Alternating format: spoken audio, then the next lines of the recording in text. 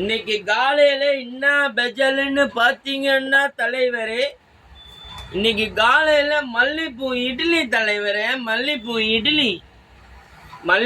இட்லி. அப்புறம் பாத்தீங்கன்னா பொடி தலைவரே, பொடி இட்லி பொடி. மாப்பிள்ள திரும்பி ஆளுக்கு பாதி பாதி இட்லி தான் மாப்பிள்ள வைப்பேன். சமத்தா சாப்பிட்டு சமத்தா உட்காரணும், சரியா?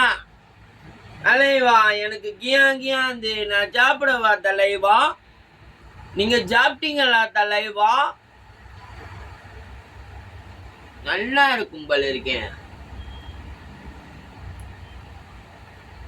நல்லா இருக்கு, நல்லா இருக்கு இட்லி.